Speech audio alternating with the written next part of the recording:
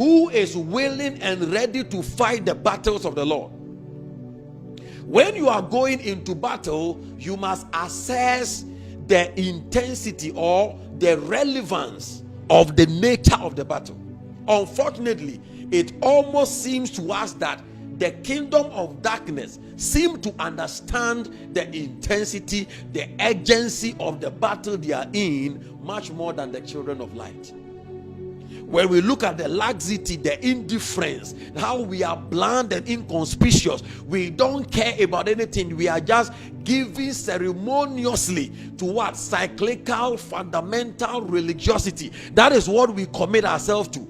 And the forces of darkness understand, like the people of Ammon, they understand the urgency, they understand the handwriting on the wall. And then they said that we cannot entertain, these kind of battles. We must give a score today.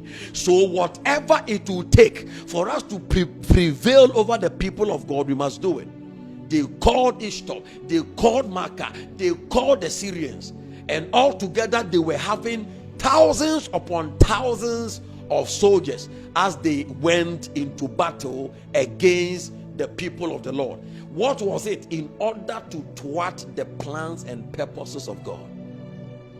It is not different in our time, only that this time it is not our brother. It is not, the enemy is not our brother, or in this case it was physical.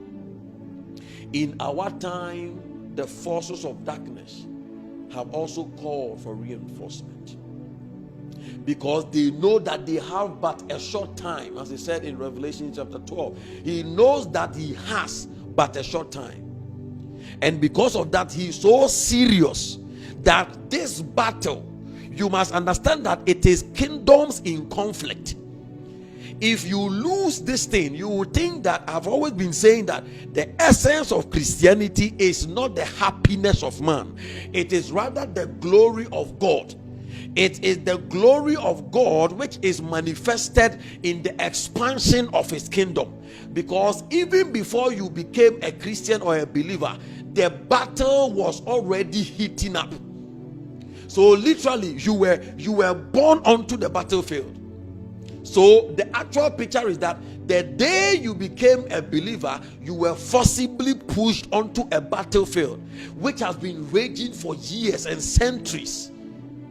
And this battlefield that you have been pushed on has, arrows flying. It did not start with you. It is an already raging battle.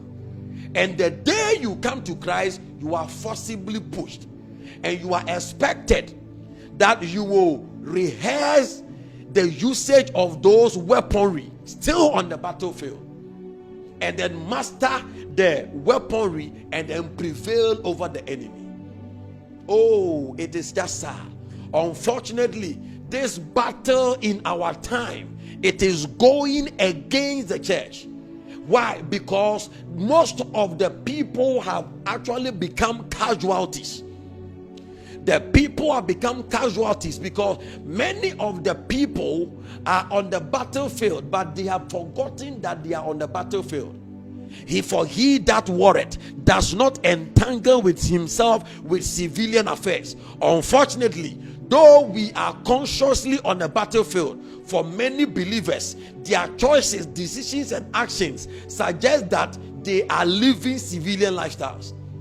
And because of that, they have actually become casualties, and only few men are standing to fight the battles of the Lord. And God is asking us tonight that who is on the Lord's side and who is ready and willing to jeopardize his life and put his life on the line, that as far as the purposes of God is concerned, we are going to stand in the gap and we will prevail.